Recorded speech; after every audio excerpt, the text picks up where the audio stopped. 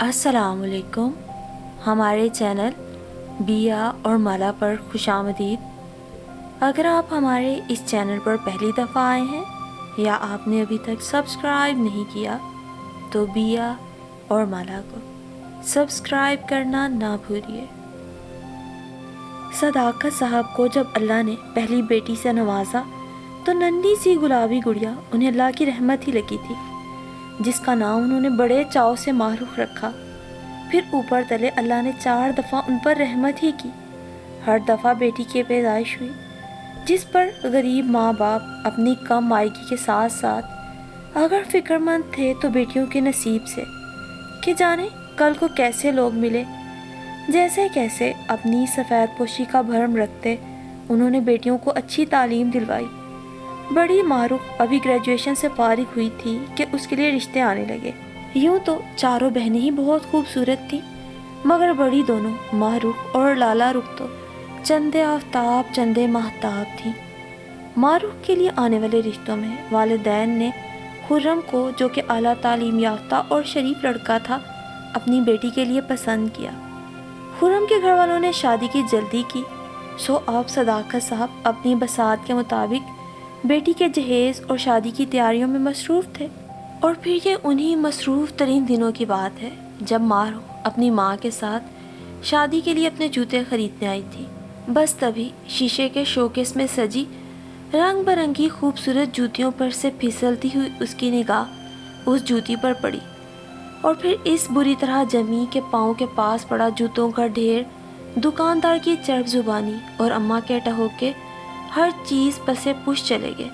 معروف تو بھول ہی گئی کہ وہ کون سے سوٹ کے ساتھ کون سا جوتا میچ کر رہی تھی، کیونکہ ابھی جس جوتی پر اس کی نظر پڑی تھی وہ کوئی عام جوتی نہ تھی، اونچی ایڑی کی شیشے سے بنی بے حد نازک جوتی، جس پر سفید اور سنہرے نگوں کا کام بنا ہوا تھا۔ معروف کو افسوس ہوا کہ اس کی نظر پہلے کیوں نہ پڑی، حالانکہ ان ڈھیر جوتوں میں وہ جوتی کسی مغرور شہزادی کی طرح استادہ تھی۔ یہ میری سب ساڑی کے ساتھ کس قدر خوبصورت لگے گی جس پر ریشم کا کام بنا ہوا ہے۔ وہ تصور میں نہ جانے کس دعوت میں یہ جوتی پہنے اترا رہی تھی کہ اماں کا زوردار ٹہوکا ہوش میں لے آیا۔ اس نے بیزاری سے سامنے پڑے ڈھیر کو دیکھا اور دکاندار کو وہ جوتی نکالنے کا اشارہ کیا۔ دکاندار نے تیزی سے وہ جوتا نکال کر معروف کے پیروں کے پاس رکھا۔ گلابی نیل پولش سے سجے سفید نازک پاؤں میں وہ یوں فٹ آئی جیسے کہانی والی سنڈریلا کے پاؤں میں وہ شہزادے کی جوتی پوری آئی تھی، گویا اسی کے لیے بنی ہو۔ اماں نے بھی پسندیدگی کی نظر سے دیکھا۔ قیمت وہ پاؤں جھلاتے ہوئے معائنہ کرنے لگی۔ 2150 روپے ہیں؟ اس کا پاؤں ایک دم رکا۔ اماں 2 فٹ اوپر اچھلی۔ اس میں کیا ہیرے جڑے ہیں؟ اماں نے تو جہیز کے لیے کوئی بھی جوتا 500 سے اوپر کا نہ لیا تھا، تو کہاں یہ 2150 روپے کا جوتا؟ مگر معروف تو جیسے اس جوتے پر دل ہی ہار گئی تھی۔ تبھی تو معروف کے ضد کرنے پر اماں نے وہیں دکاندار کے سامنے ہی اس کے لتے لیے تھے۔ ارے کیا حرام کی کمائی ہے، ایک اکیلی تم ہی نہیں باقی 3 بھی ہیں، جوتی ہی ہے، پاؤں میں پہننی ہے یا سر پہ سے جانی ہے؟ خبردار جو مجھ سے اتنی الٹی سیدھی فرمائشیں کی ہوں۔ انہوں نے یہ بھی خیال نہ کیا کہ وہ ان کے پاس محض چند دن کی مہمان ہے۔ معروف سرخ چہرہ لیے دکان سے باہر نکل آئی۔ اماں کو یہ گستاخی بالکل بھی نہ بھائی، رات کو ابا سے بھی شکایت کر دی۔ خبردار جو میری بیٹی سے کچھ کہا ہو۔ انہوں نے معروف کے سر پہ ہاتھ رکھا۔ مگر 2100 کی جوتی، یعنی کہ صرف ایک جوتی؟ ابا متفکر سے اسے دیکھنے لگے۔ ابھی تو بہت خرچے ہیں، فرنیچر، بارات کا کھانا۔ ابا کے چہرے پہ فکر کے سائے دیکھ کر وہ بے ساختہ بولی، کوئی بات نہیں ابا۔ اور یوں معروف اپنی خواہش سے تو دستبردار ہو گئی، مگر دھیان ابھی تک وہیں سنڈریلا کے اس جوتے میں ہی تھا۔ رات کو کھانا بنانے میں لالا رخ کی مدد کرتے ہوئے اس نے جوتے کی خصوصیات اتنی حسرت سے گنوائی کہ وہ بھی بیچاری سوچ میں ڈوب گئی۔ اور پھر بات یہیں پہ ختم نہ ہو گئی۔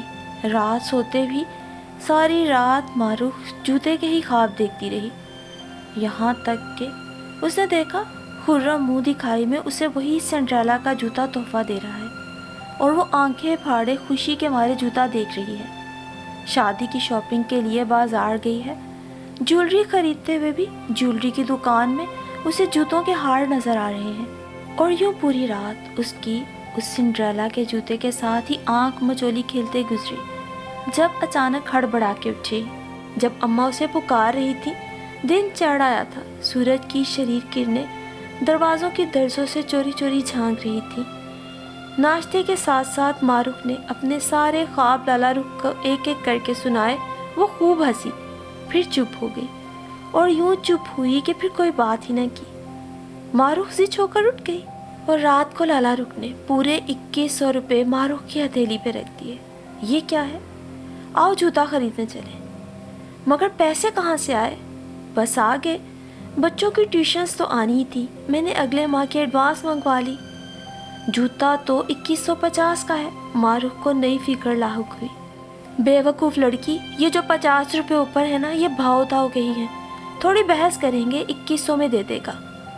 और यूं वो दोनों अम्मा के बगैर ही बाजार चली गई। दुकानदार ने भी हस्बे मामूल थोड़ी बहसों तकरार के बाद जूती पैक कर दी। मारूफ को तो जैसे कारून का खजाना मिल गया। खुशी खुशी वापस लौटी। अम्मा को उसकी खुशी एक आंख ना भाई थी। चिढ़कर बोली, अब सर पे रख के नाचो, झूमर बना के माथे पे लटकाओ। उसने अम्मा की डांट एक कान से सुनकर दूसरे कान से निकाल दी। और यूं हर लड़की की तरह दिल में कई अधूरे ख्वाब दबाए जिंदगी गुजारने वाली मारूफ अपनी ज़िंदगी की सबसे कीमती खरीदारी, अपना मनपसंद जूता, जो उसके जहेज की चीज़ों में उसके लिए सबसे कीमती भी था, साथ लिए पिया देश सुधार गई। हर लड़की की तरह शादी के शुरू के अयाम मारूफ के लिए भी बहुत ख्वाबनाक और रोमानी थे। और फिर दावतों का सिलसिला चल निकला तो सबसे पहली दावत उसकी बड़ी खाला के यहाँ से आई थी। और फिर उस दिन जब उसने अपनी सब्ज काम वाली साड़ी के साथ वो नाजुक सी शीशे वाली जूती पाँव में पहनी, तो उसकी अपनी नज़रें भी अपने पाँव से नहीं हट रही थी। खाला की लड़कियाँ तो इसका इतना हसीन जूता देख के फड़क उठी। अल्लाह, मारूफ इतना खूबसूरत, कहाँ से लिया, कितने का आया? सारा वक्त दावत में मारूफ सवालों के जवाब देती इतराती फिरी। अगली दावत खुर्रम के मामू के यहाँ थी, जिस पर मारूफ ने नीले मुकेश वाले सूट के साथ यही नाजुक सा जूता अपने पैरों में पहना। सब ने खूब तारीफ की। भाई इल्म नहीं ये जूता तुम्हारी बरी का है या जहेज का, पर बहुत जच रहा है तुम्हारे पाँव में। इतनी डिफरेंट, इतनी यूनिक जूती है, जैसे कभी पढ़ा करते थे सिंड्रेला का जूता। और फिर सबके इतना तारीफ़ें करने पर वो इठला कर जूते के बारे में सबको बताती रही कि ये जूता उसके जहेज का है और उसने बड़े चाव से लिया था। फिर क्या, ये जूता कहानी यहाँ ख़त्म नहीं हुई, बल्कि यहाँ से तो इसकी कहानी का आगाज़ हुआ कि मारूफ का इस जूते से दिल ही नहीं भरता था। उसका दिल करता हर फंक्शन में हर सूट के साथ वो यही जूता पहन के जाए। बड़े ज़ौक़ शौक़ से मारूफ ने ये जूती मुख्तलिफ मौक़ों पर पहनी, कभी मैके तो कभी ससुराल में। जब एक दिन उसकी नंद ने दबी ज़ुबान में कह ही दिया, भाभी हर जगह यही जूता पहन लेती हैं। सास ने तेवरी चढ़ाई, बहू रानी क्या यही एक जूती जहेज में लाई हो? बरी और जहेज के 20 जूते जूं के तू रखे हैं। मारूफ ने खजल सा होकर उस जूते को हमेशा के लिए डब्बे में बंद कर दिया। 3 माह बाद जब वो उम्मीद से हुई और खुशी की खबर मिली, तो हील वाले सारे जूते ही जैसे उसने डब्बों में बंद करके रख दिए और ख़ुद आने वाले नन्हे मुन्ने मेहमान के ख्वाब देखने लगी। और कुछ दिन बाद जब वो अम्मी के यहाँ गई, तो ये डब्बा उसने लाला रुख के हवाले कर दिया। मामू की बड़ी बेटी की शादी थी और लाला रुख को शादी में शिरकत के लिए गाँव जाना था। उसने भी खुशी खुशी जूता ले लिया। आखिर को वो जूता लाला रुख की कमाई से ही खरीदा गया था। और यूं ये नाजुक सा शीशे का खूबसूरत जूता एक और सिंड्रेला की ज़िंदगी में सिंड्रेला का जूता बनकर आया। लाला रुख बड़े चाव से अपने कपड़ों और बाकी जूतों के साथ ये शीशे का जूता भी गांव शादी में रख कर आई थी। तैयार हो रही थी, जूता उसने वहीं एक पलंग के नीचे रखा था। जब तैयारी के बाद जूता ढूंढा तो जूता कहीं ना मिला। तभी उसकी नज़र पड़ी तो एक बलूंगड़ा सा बच्चा उसका जूता बगल में दबाए बाहर की तरफ भाग रहा था। लाला रुख की चीख पर किसी ने बच्चे को बाजू में दबोच कर जूती छीनी और बहुत एहतराम से लाला रुख को पेश कर दी। उस नौजवान की आंखों में शरारत नुमायां थी। लाला रुख ने अपनी खजालत को नखुबत में छुपाना चाहा। सिंड्रेला साहिबा, अपना जूता संभालिए, कहीं कोई लेकर फरार न हो जाए। वो जो कोई भी था शरारत से उसकी आंखों में देखकर बोला और वापस चला गया। और फिर वो मेहंदी की रात थी। खुले सहन पर तारों भरा आसमान झुका हुआ था। सहन में बिछी दरियों पर बैठी लड़कियां ढोलक पर अपनी शोख आवाज़ों में समा बांध रही थीं। जोहराबाजी के हाथ ढोलक पर माहिराना अंदाज में पड़ते, उनकी पाटदार आवाज़ सब की आवाज़ों को दबाए जा रही थी। अरे देखो, शीशे की जूती! उसकी एंट्री के साथ ही न जाने किसने नारा बुलंद किया था। लड़कियों बालियों ने तो देखना ही था, बच्चों के हाथ भी अजब तमाशा आ गया, जोक दर जोक आ रहे थे। लाला रुख अजीब मुश्किल में पड़ गई। तुम्हें किसने कहा था बहन, इतनी स्टाइलिश जूती यहाँ गांव में पहन कर आओ? सिद्रा हंसी और एक बच्चे की ड्यूटी ही लगा दी कि लाला रुख के जूते की निगरानी करे। वो भी बड़ी तावेदारी से ज़मीन पर निगरान बन के बैठ गया।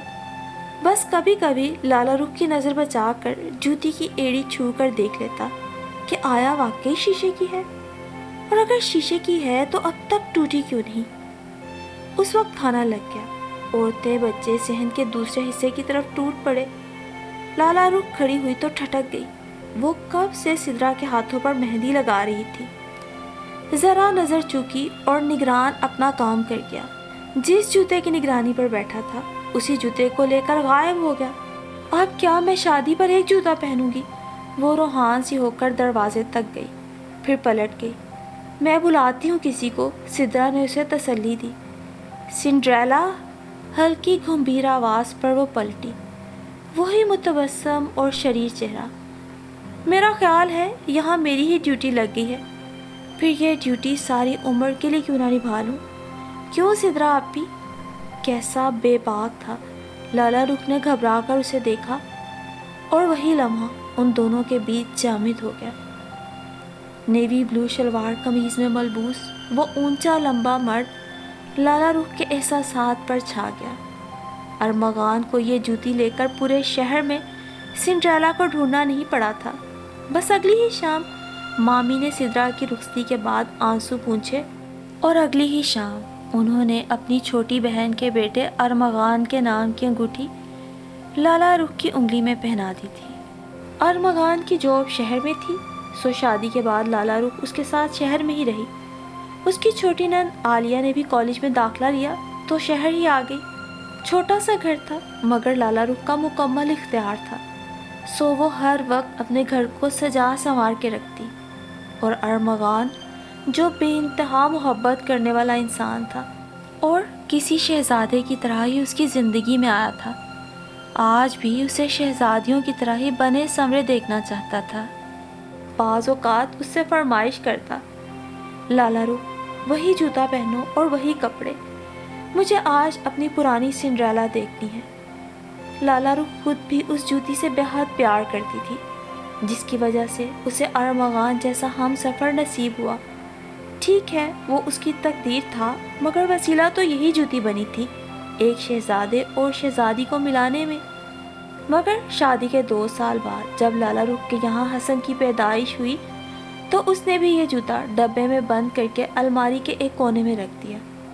एक दिन उसकी नंद आलिया को कॉलेज फंक्शन में पहनने के लिए कपड़ों के साथ जूते लेने थे। लाला रुख फारिग न थी। अरमगान ने कुछ दोस्तों को खाने पे बुला रखा था और आलिया अकेले जा नहीं सकती थी। तभी लाला रुख ने उसे मशवरा दिया, मेरी अलमारी खंगाल लो, नाप तो एक ही है, कोई ना कोई जूता तुम्हारे सूट के साथ मैच हो ही जाएगा। आलिया उसके बेडरूम में चली गई। लाला भाभी, ये सूट के साथ कैसी लगेगी? थोड़ी देर के बाद वो किचन के दरवाजे में शीशे की जूती पहने खड़ी थी। लाला रुख को बहुत कुछ याद आ गया। 2100 की ली थी, अब तो शायद मार्केट में 1500 की भी मिल जाए। लाला रुख सोच के मुस्कुराई। ठीक लगेगी ना भाभी? हाँ, बहुत अच्छी लगेगी, लाला रुख ने कहा और सोचने लगी, क्या वक्त गुजरने के साथ साथ इंसानों और चीज़ों की कीमत एक जैसी कम हो जाती है। मगर प्रेशर कुकर ने उसे ज़्यादा गौर करने का मौका ही ना दिया। आलिया ने कॉलेज फंक्शन में पहनने के बाद एक आध बार फैमिली फंक्शंस में भी उसे पहना। फिर وہ دل سے اتری چیز کی طرح یہاں وہاں پھرنے لگا، کبھی بیڈ کے نیچے، کبھی الماری کی اوٹ میں، کبھی گملوں کے پاس تو کبھی اسٹور میں۔ ملازمہ کا جہاں دل چاہتا جھاڑو کے ساتھ وہیں گھسا دیتی۔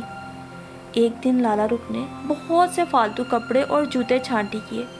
باجی یہ میں لے لوں؟ رانی نے بڑے چاؤ سے اس نازک سنڈریلا کے جوتے کو ہاتھ میں لے کر پوچھا تو لالا رخ نے دیکھا جوتے کی چمک ماند پڑ گئی تھی، سنہری نگوں کا رنگ بھی جیسے پھیکا تھا اور ماند پڑتے پڑتے سارے رنگ ہی دھندلا گئے تھے۔ پرانی یادوں کو سنبھالا جا سکتا ہے، پرانی چیزوں کو نہیں۔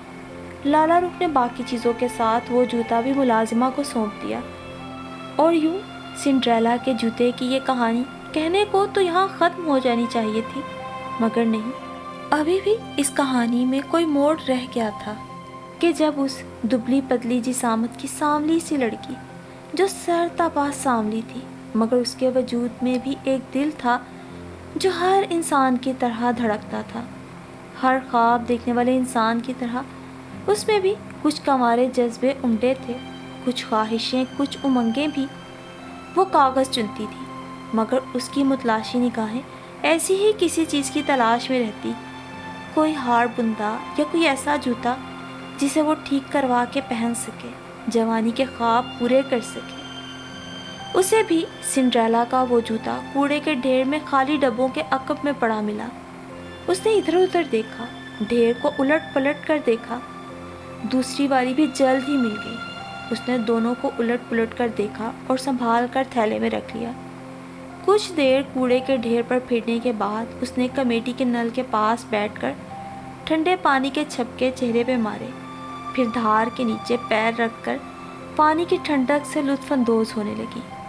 وہ سانولی سنڈریلا کچھ دیر کوڑے کے ڈھیر پر ادھر ادھر پھرنے کے بعد کمیٹی کے نل کے پاس بیٹھ کر ٹھنڈے پانی کے چھپاکے اپنے چہرے پہ مارنے لگی، پھر دھار کے نیچے اس نے پیر رکھ کر پانی کی ٹھنڈک سے خوب لطف اٹھایا۔ تھوڑی دیر بعد جب پاؤں صاف ہو گئے تو اس نے تھیلے سے اپنا من پسند جوتا نکالا۔